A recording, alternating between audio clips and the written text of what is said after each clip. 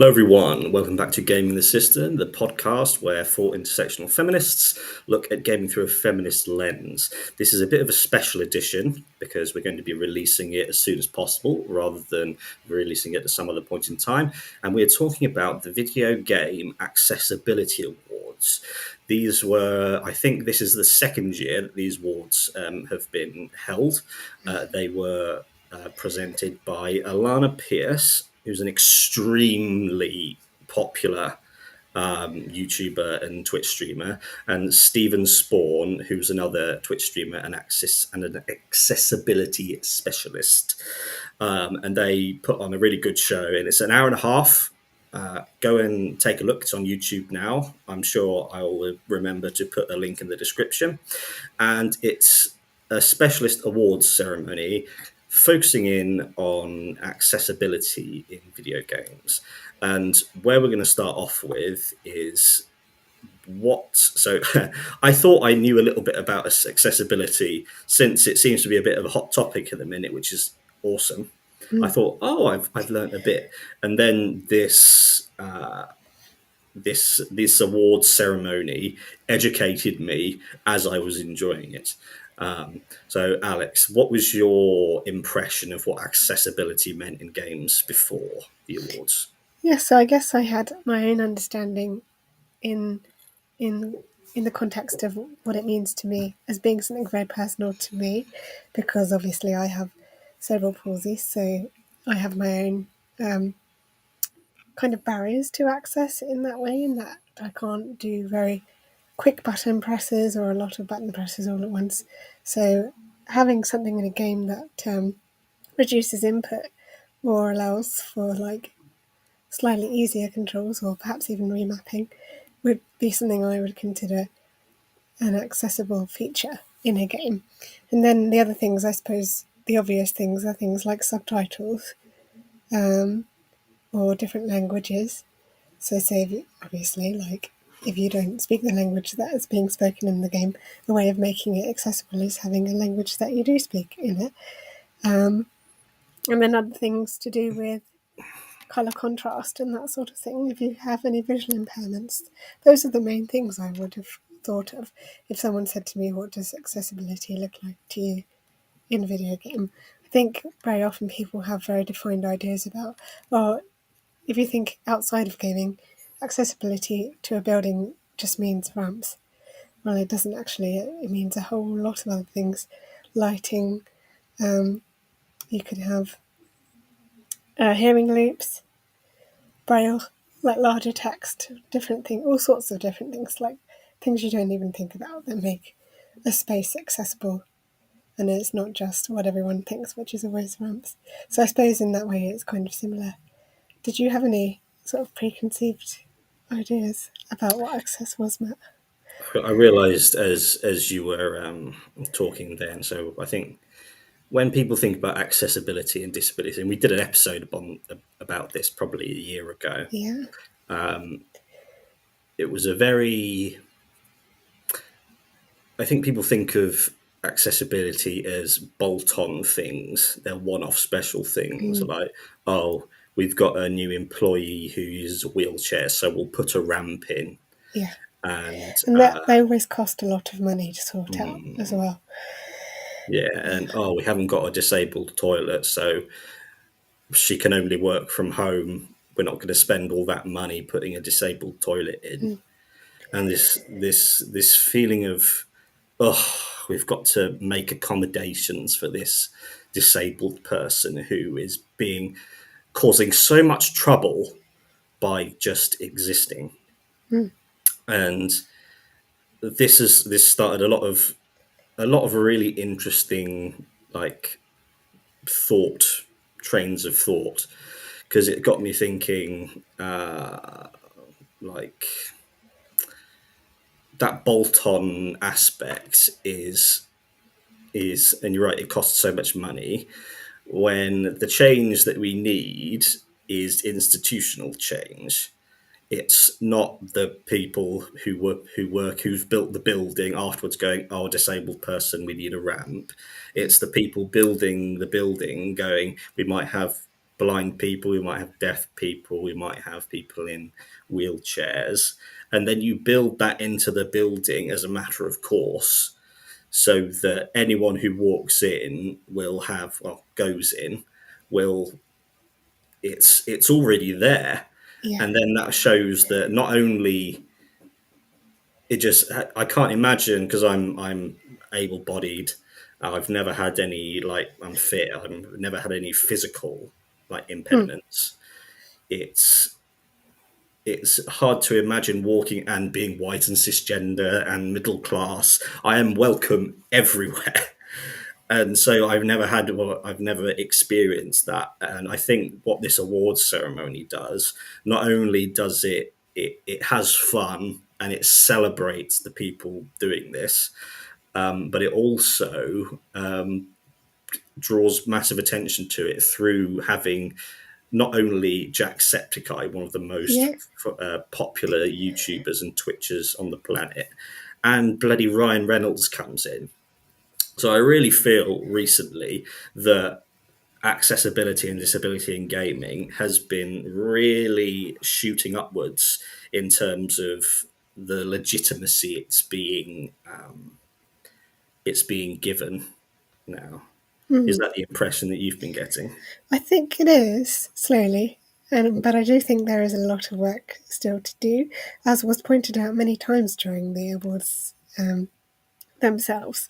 There are great strides being taken, but there is a lot more to do just to make it pretty much a standard part of game design from the get-go. Because what they're trying to do, and they mention this quite a lot, it's a really good way of explaining it, is what you're trying to do is just make gaming the same experience for the largest number of people possible. What you want to do, this will appeal to lots of higher ups in the gaming industry. You're trying to make the most money possible, and the best way to sell your games to the most people is to make them accessible to the most amount of people. And to do that, you need to put in accessible features and have it as a standard. You don't even have to think twice about, say, remapping. I think there was an interesting point that was brought up during the awards for remapping controls. Way back when, like say 10, 20 years ago, it was considered a really, really outlandish thing to do, to remap the controls, like a massive ask for people to be like, oh, could you move this button to that button and then it'd be easier for me to play. It was like considered a really big job, but nowadays it's pretty much standard for most games that you can do that if you want to. And the point is that not everyone's going to use all these features, but they're there for people that need them. So I don't know if I have stranded away from the question, but No. yeah. It's yeah, it's that idea of effort. It's not Mm, worth the effort. yeah. The problem is, as with this ties into feminism so perfectly, is because we will go, oh, if we want a woman to work here and she's got children, she's got to do childcare. Mm, We just won't do it. It's not worth the effort. The problem with that is because the people making the decisions are the ones who go, this has nothing to do with me. I would never use it, so I'll never have to use it. So what's the point? It can't be that important to anyone because I would never use it. And that's exactly how people think about disabilities, like we said in the episode we did. yeah, Anyone can become disabled at any time. exactly. And there's such a vast spectrum of disability. Losing your eyesight, I need glasses now. I didn't need glasses a couple of years ago, and my eyesight is only going to get worse over time. And the glasses make things accessible to you. Or you could have an accident that means that your cognitive function is changed, Yeah. and or you could become deaf, and then all of a sudden the award that goes to the Clear Mm, Text Award that was won by Halo Infinite yeah. prioritizes, it's a specific award. You might think, oh, what does that matter? It's just subtitles. If you're deaf and it's in another language, then that's your only that's your only source of getting the full information out of the game from it. And it's just such a simple thing. All these things, the every time they said a new award, I went, oh yeah, that's Yeah. really obvious, and really it's interesting and fascinating. How do you, because every single game has different color schemes, how do you make sure that the text stands out but doesn't detract from the look of the game itself? Yeah. So even that's the first award we'll mention by name. Yes. Yeah, there was quite a number of awards where you just think of them as things you'd use, but you wouldn't necessarily think of them as accessibility features, when in fact they actually are, and they're designed in kind of baked into the game. But like one that surprised me most was, let me see what it was called. I shall find it. We can run through all the categories, in fact, and I think we should. I've got them written down. Yes, So the yeah. ability to bypass. So they talked about that in terms of the ability to skip cutscenes, or like where you get stuck on minigames and things like that. The ability where the game recognises you're not doing so well, and maybe you'd like to skip. And the ability to say, yes, I would like to skip, is actually an accessibility feature. But even just skipping cutscenes, because very often, well, in the older games particularly, if you died in a boss fight and you had to watch the entire cutscene all again, like I read in the comments a lot of people with ADHD saying that being able to skip cutscenes or even replay cinematics was really helpful feature for them, because obviously their attention is not quite at the same level as someone without ADHD. So it was just really interesting to read from that point of view as well, about how all these little things can impact massively on someone's experience of enjoying a game. It's the idea that these things, they're optional extras, they're bolt-ons, like with um, with staircases and lifts.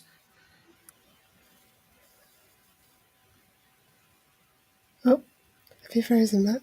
I think Able-bodied that people, either. I think you're back. That Okay. shame. So it's the things that able-bodied people are told that we're the default, and so we look at things like lifts as looking down on them and thinking those that's an optional thing that makes my life easier, but I don't need it. But thinking of all these things, like the bypass option was won by Life is Strange, True Colors. That instantly makes so whenever I heard the names of one of these awards, I instantly thought what my like indoctrinated response was to that. I was thinking, you can't bypass bosses. That's the whole point, is that you can't do things. And that made me think about what's another one? Having a training grounds, which is a specific place where you could go and you can practice anything as much as you want, rather than just being thrown into the game. Because every single game has a different tutorial, and some just throw you straight in, some are really good.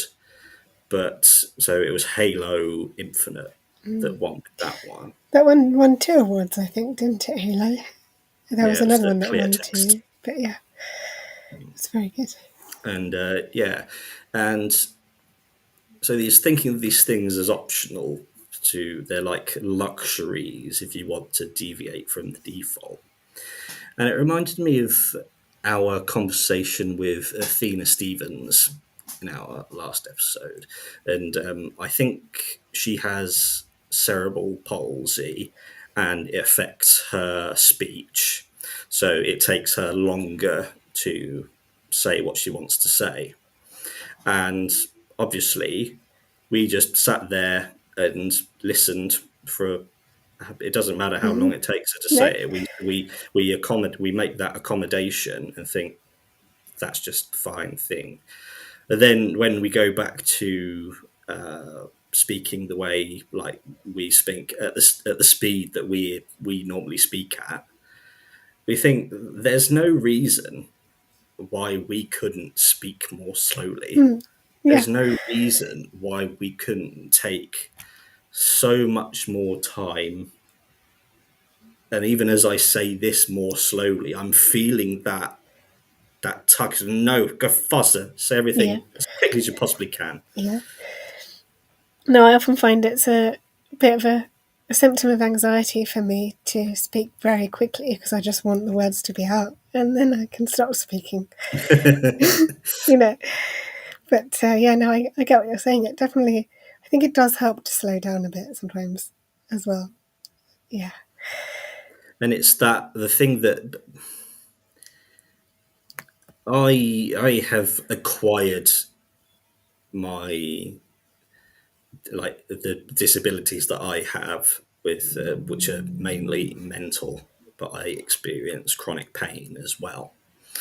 And the internalizing message that I think all disabled people get is that you're extra, your your baggage, that you have nothing to offer for society because you can't keep up with the capitalistic normality that we are indoctrinated with. But the as with feminism, it's not just hating men. It's a way of living that can enhance life for men, if anything. Mm. And taking what we just talked about and like expanding it to, if so you use your wheelchair when you're out and about, I do. and if you and I were going down a street in London, I walk at a certain normal speed, but I would, if you were going slower than that normal speed, I would slow down and walk at your speed. I expect I'd probably go faster, Matt, but yeah. Ah, yes, I'm thinking again. I think when I think of a wheelchair, I instantly think of an old. Thinking, already assuming that I'm going to have to No, like it's make probably changes. safer for me to go slower, but I tend to like to go at full speed, which is about 4 miles an hour, which is quite a fast walking pace. It's Hmm. still just about walking pace, but it is quite fast. So I I think in often that have to slow down for friends or family if they're walking with me. so that's good. Okay, Yeah, us having to change. yeah, I was thinking, so you using my antiquated, my antiquated it's true. Yeah, impression it's fine. of like I would slow down to walk alongside someone who might have to move slower. If I was in my manual chair, yes, I would be Yeah. slower. Yeah. So, but then if it was another day and it was just me walking down the street, there's no reason I couldn't saunter along nice and Hmm, slowly. And then that's where life can be enhanced exactly. of going, slowing down, slowing down for people who don't have the option of going faster.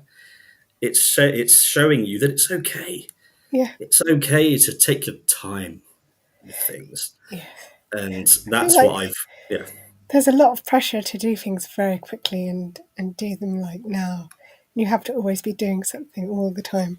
But actually, it's much more healthy to take a break sometimes and just, we do need to just take more breaks, I feel like, as a society. There's just far too much pressure on all of us to constantly be doing.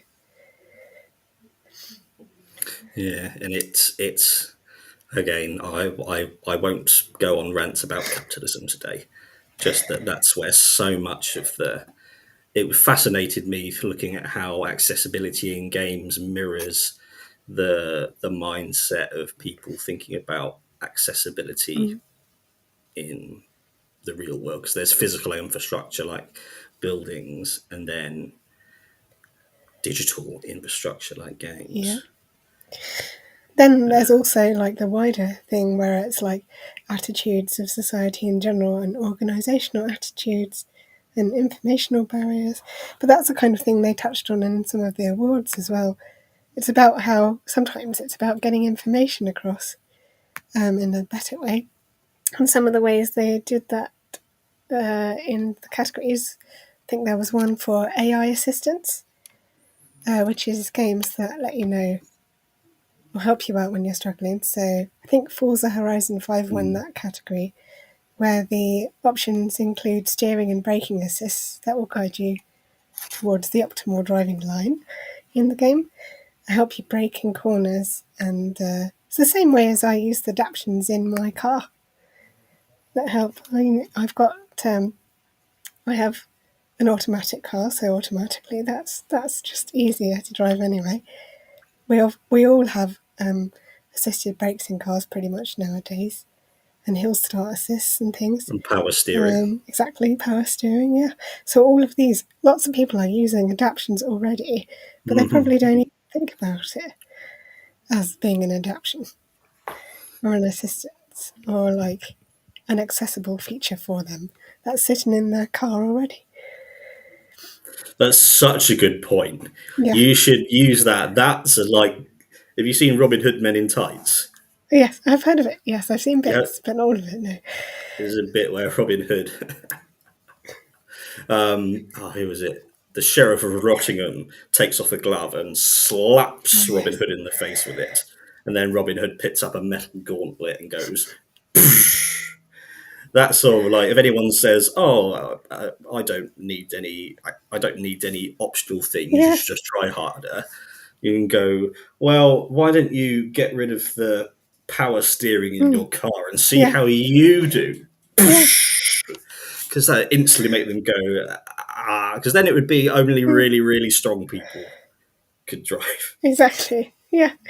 Well, yeah. I mean, I think about very old cars. People didn't even have indicators. They had to do hand signals. Jesus, yeah. Yeah. Wow. And seat belts Yeah. Seatbelts as well. and Yeah. airbags. Yeah.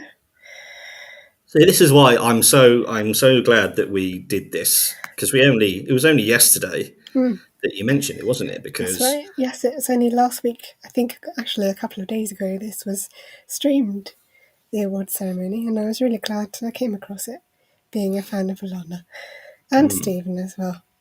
Yeah. No, they're a do really you good do you know bunch. much about Stephen? Because I've I've not heard seen of a him few before. videos of him. He works a lot with the charity Able Gamers, which is American, but it basically helps to support disabled gamers in being able to access games more and to promote accessible gaming and entry into the gaming industry and all that sort of stuff.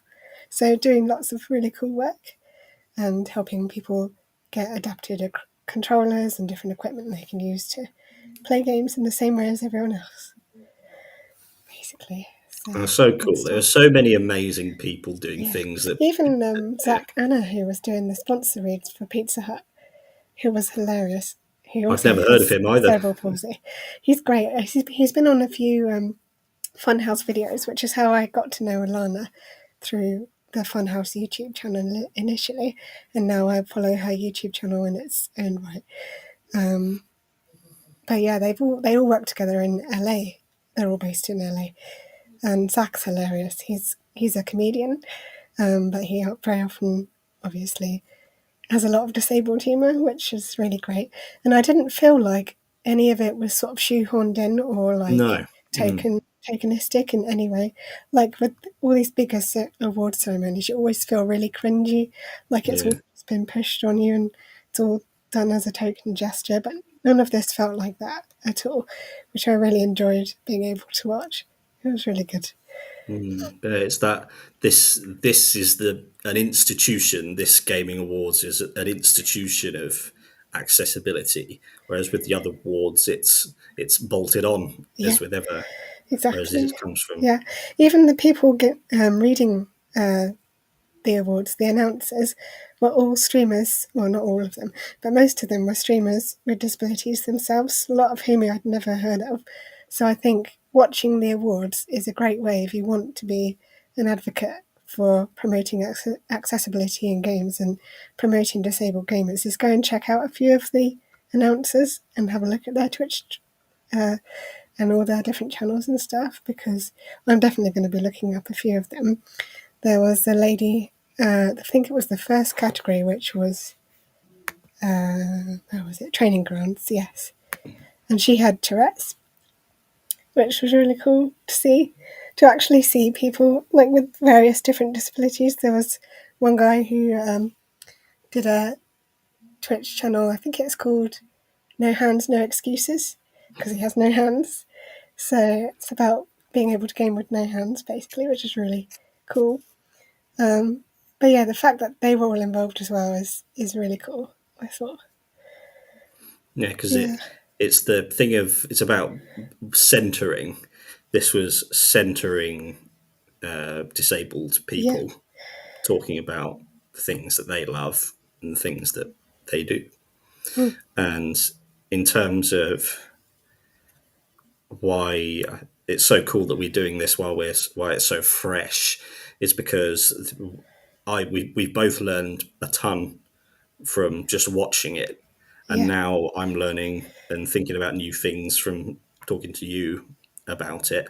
So it starts a conversation with yourself, and then starts conversation with other people, and then that will disseminate out.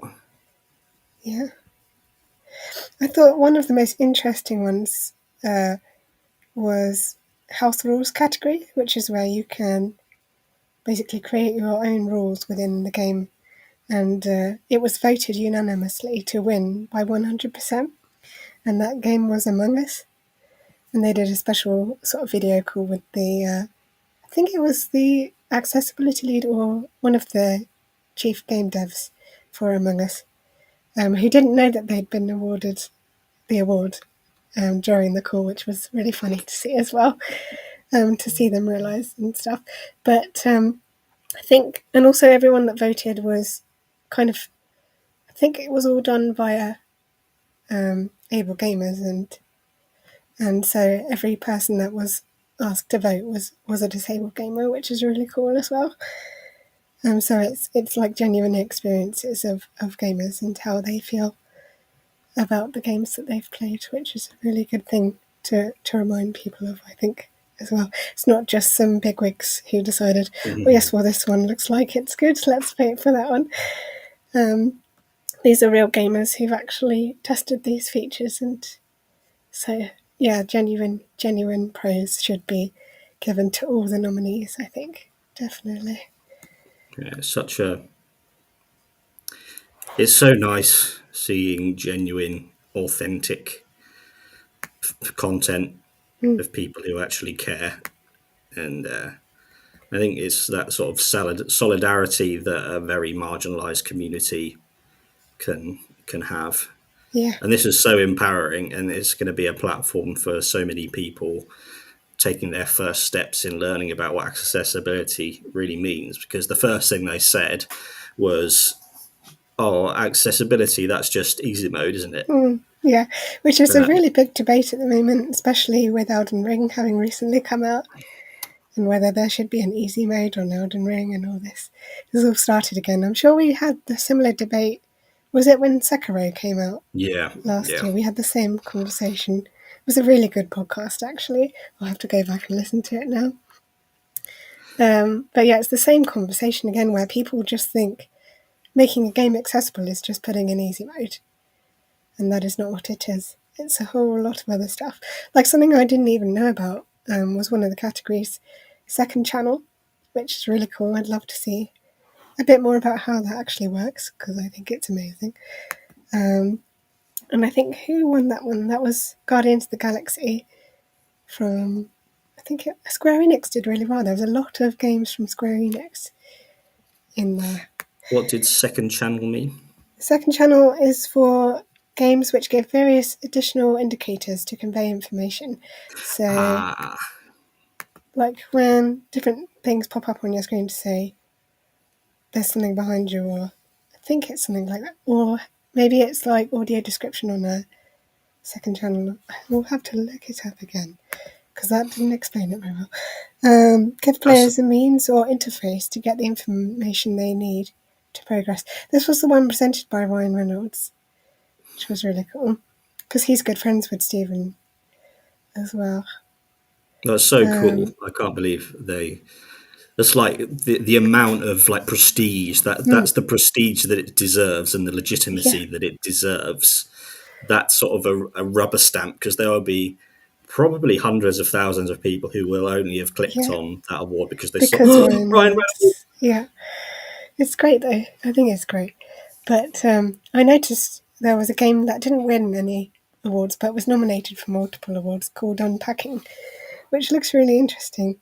So I definitely would like to check that game out as well. It's what I love about these things. It brings games to the forefront that you wouldn't otherwise have found just from playing the games that you normally do.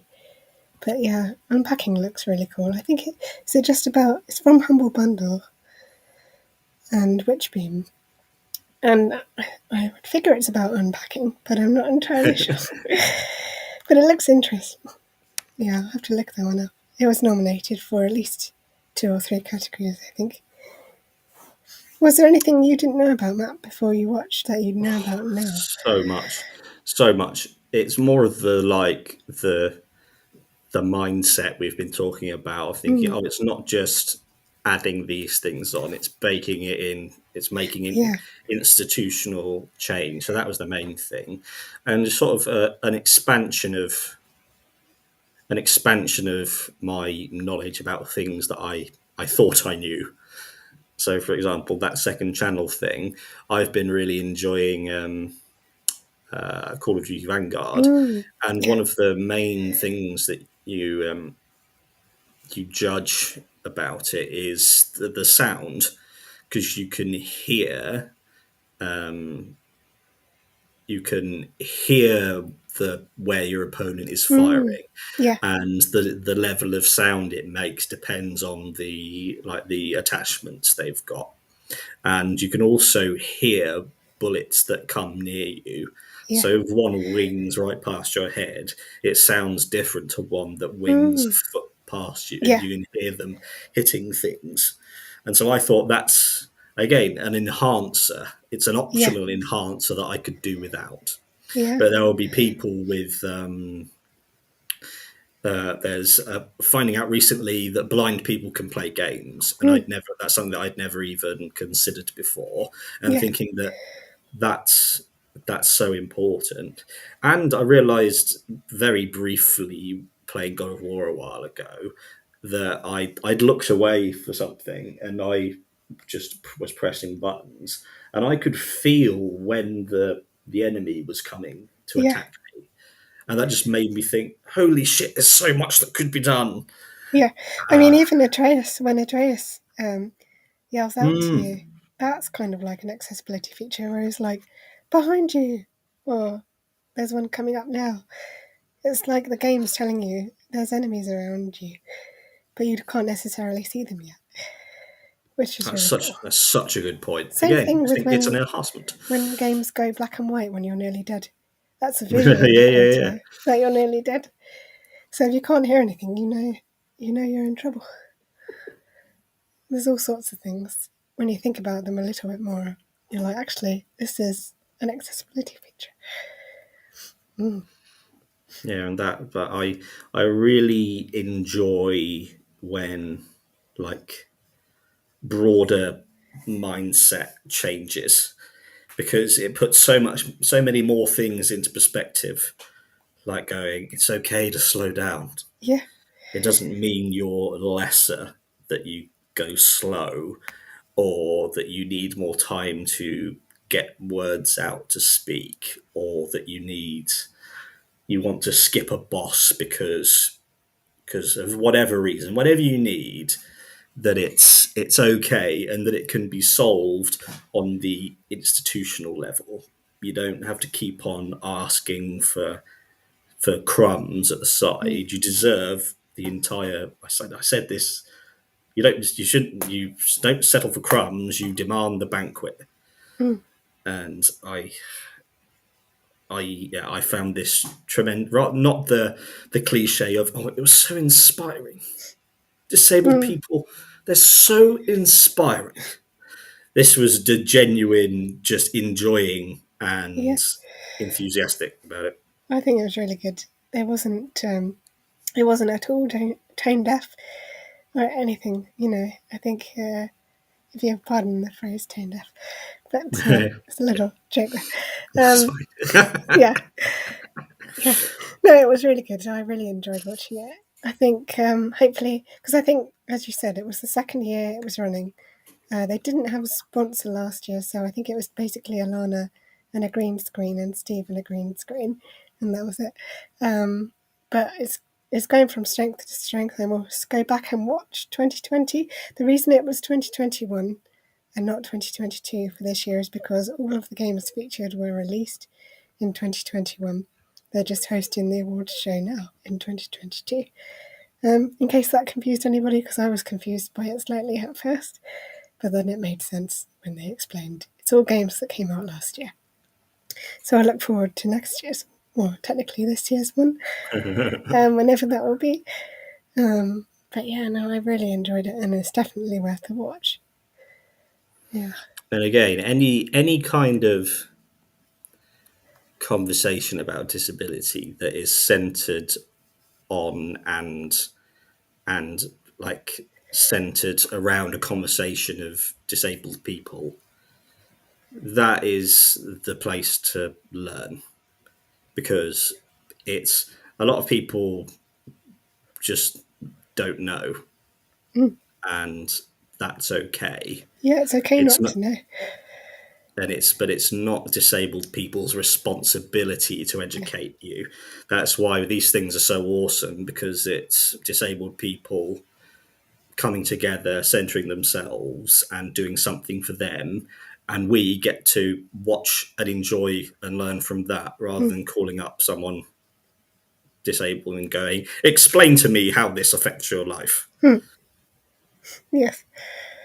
Yeah, Yeah, I think this is, so this is awesome, and it we is. look forward to next year. Is there anything else that we haven't talked about? Did we miss any categories? Let's have a look. Input reduction was one where that's the same thing I mentioned earlier, where if you had like a quick time event and you had to do lots of tapping, it would change the controls and make it just a press or even a release. All sorts of different things that would work for you. So that was another good category to have in there. And then remapping, again, is like kind of similar to input reduction, but it's just moving where buttons are. So, and then improved precision, again, was the one that went to Far Cry 6, which was for customizing input sensitivity. So, like camera movement with the mouse or the trigger or the stick, making it more or less sensitive depending on how much you can move or can't move, which is really good as well. Were there any other categories? I think we talked about everything else. I think there was peer Oh yes, assistance. Peer Assistance with It Takes Two, which is a brilliant game as well, and you definitely do need peer assistance for that. But yeah, that's really great as well, because it doesn't make you feel bad for having someone there to help you, because you need someone there to help you to get through, which is really good. And it being, we're told to be so individualistic. Yeah. Everyone get yours, do everything alone. Well, I've changed the way I approached with Elden Ring, because other players leave messages everywhere. Yeah, that's I like peer assistance essentially as well. Exactly, Yeah. and I just really enjoy it. I feel like I'm part of a team Yeah. working together, and it also helps me when I'm about to be attacked out of nowhere by a massive rat or a great big pot, or you describing the walking church with a bell, Yes. describing that Yes. as an udder is Yes. inspired. Well, it is. I think it looks like one. It is, but it's massive. It's huge. Amazing. So I think I think we've covered all of the awards, Yes. but it is available on YouTube ad Yes. infinitum, I imagine. Yes, And on Alana's YouTube, I believe. So yes, go and have a look. yeah, really good fun. As always, we are gaming the system. We will be releasing this. Well, it'll come. There's no point me telling you when we're going to release it because it'll be out just by the fact that you're watching it. So thank you for watching or listening, and you can find us every Thursday at 7 p.m. with a live podcast or a live stream, and then on every other Tuesday we will have a deep dive or a bonus round. Please, wherever you are watching or listening, give us a comment. We want to know what you think. We want to know what you want to know. And and it helps us build up our following so we can get more feminist gaming information into the eyes and ears of the masses. So until next time, Matt and Alex, bye-bye. Bye.